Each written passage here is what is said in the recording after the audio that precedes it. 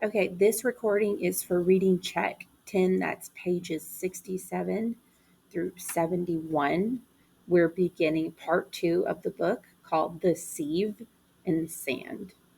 Where we left off, Mildred and Montag were sitting in the kitchen floor reading books together, and Mildred's not happy about it. And I don't know that Montag is happy about it. He seems kind of desperate to try and figure out why is he so unhappy and why is everyone so happy, and that if maybe the books might not have the answer.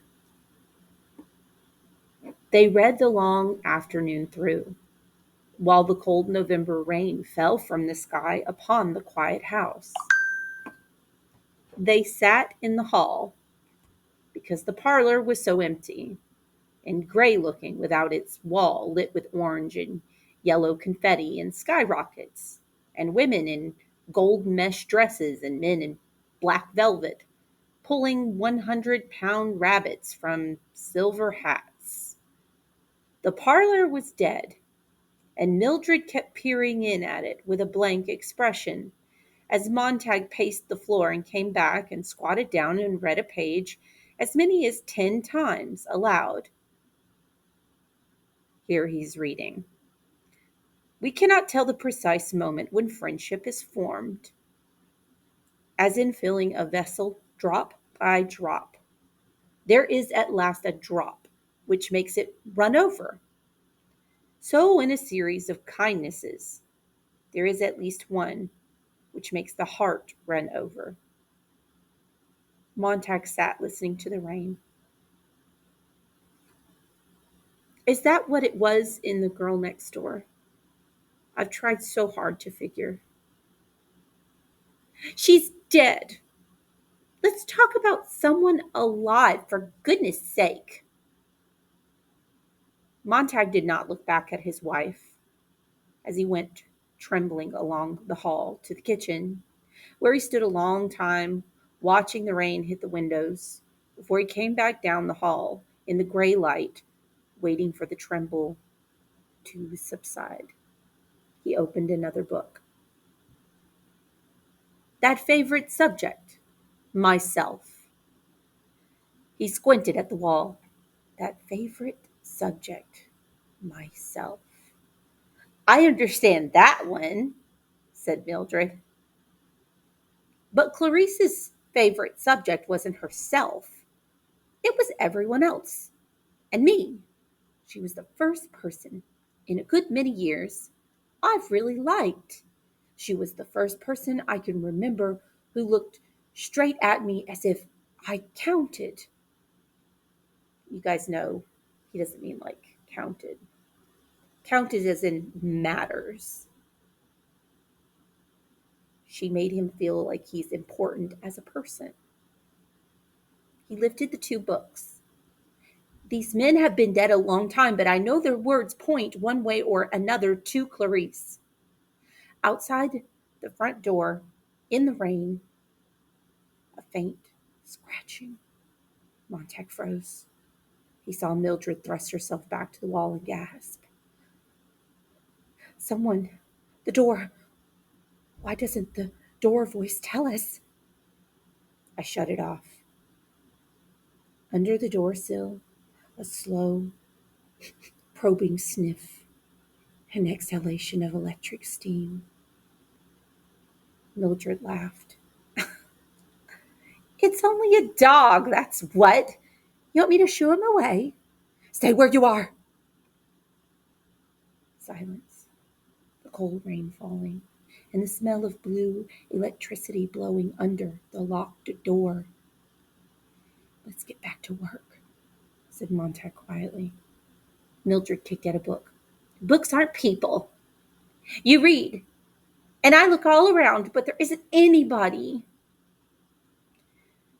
He stared at the parlor that was dead and gray as the waters of an ocean that might teem with life if they switched on the electric sun. Now, said Mildred, my family is people. They tell me things. I laugh. They laugh. And the colors. Yes, I know. And besides, if Captain Beatty knew about these books. She thought about it.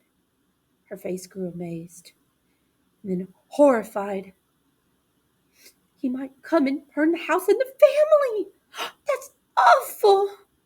Think of our investment. Why should I read? What for? What for? Why? Said Montag. I saw the damnedest snake in the world the other night.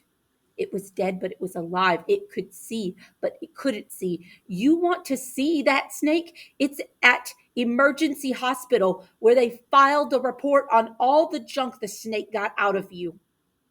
Would you like to go and check their file? Maybe you'd look under Guy Montag, or maybe under fear or war.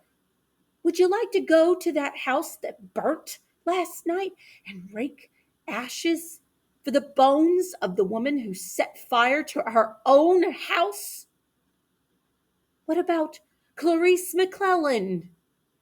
Where do we look for her? The morgue. Listen! The bombers crossed the sky and crossed the sky over the house, gasping, murmuring, whistling like an immense invisible fan circling in emptiness. Jesus God, said Montag.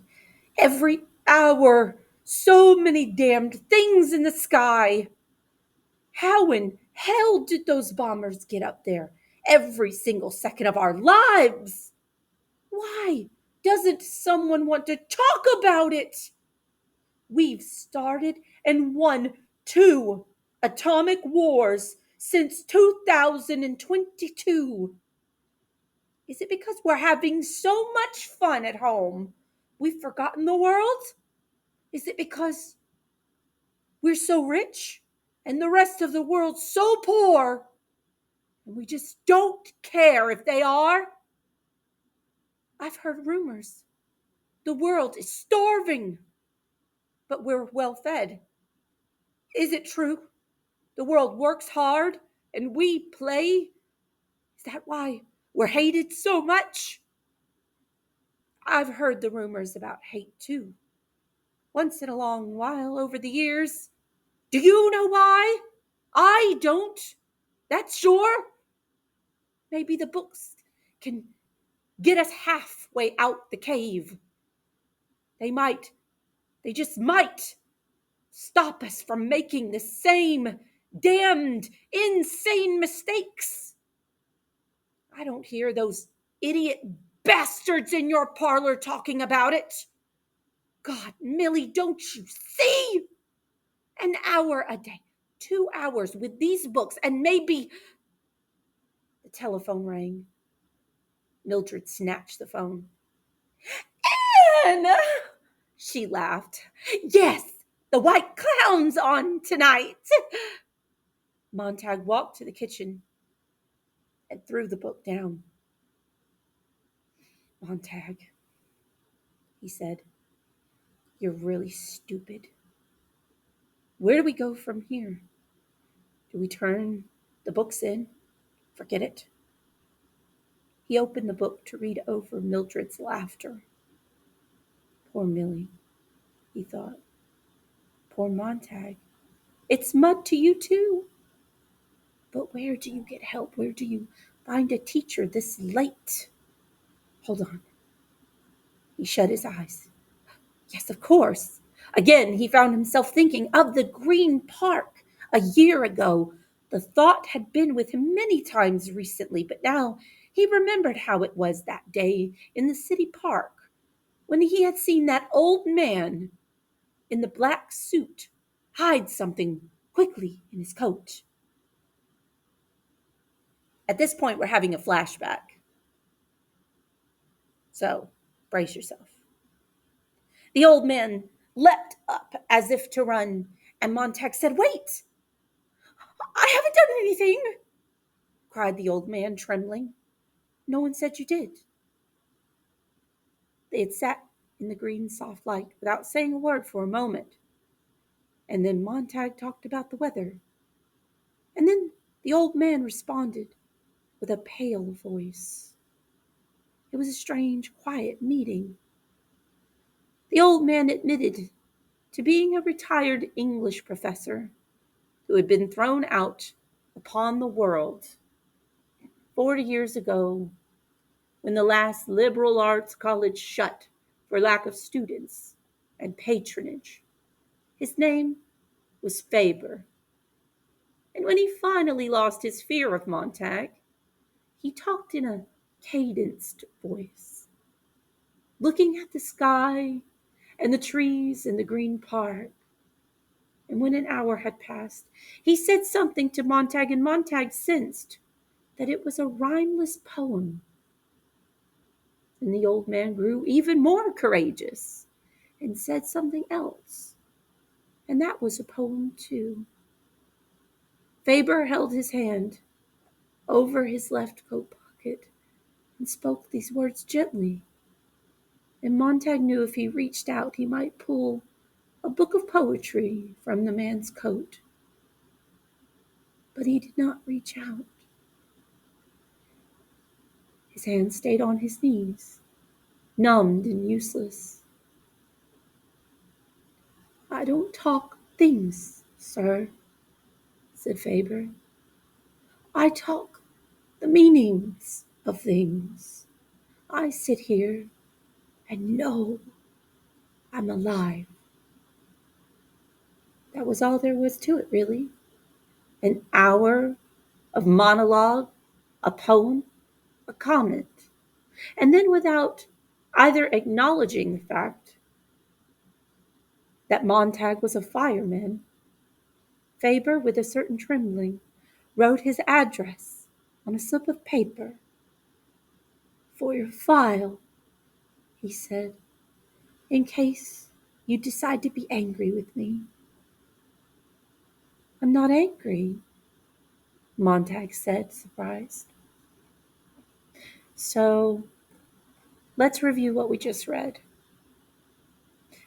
We've got Montag trying to read the books, trying to read them and failing to see the significance of the words, but knowing that there's something there, something that he can get from it that will enrich his life. But notice how Mildred responds to it.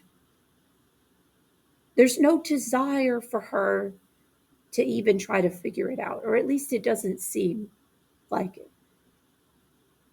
As soon as the phone rang, what did she do? Immediately jumped right back to her vice, her comfort, the comfortable lie, the comfortable illusion, the parlor walls. Because, yes, she was talking with a friend, but just about what was going to be on the parlor walls. And she made the comment that her family is people, but the books are not. But if you really think about it, the truth is the books are no more or less real people than the parlor walls. The only difference is that they speak to her, and they're not confusing to her. They feel safe. So she's just trying to cope. She's trying to rationalize her aversion to the books. I also want you to think about, why is he having this flashback at this moment? Notice that Faber had said that it's mud to him too. The books are mud to him, not clear. Mud is not clear. So the books are unclear. He knows that he's not getting the full meaning of the books. And he's thinking, where do I find a teacher who can teach me to get meaning from these books? And he thinks back on this old man named Faber that he bumped into in the park. Faber gave him his address. He knows that Faber's is into books. He knows that he's a former professor of English. And he's pretty sure that Faber read poetry to him. So that's perhaps where he's going to go to find an education on how to interpret these books for his life.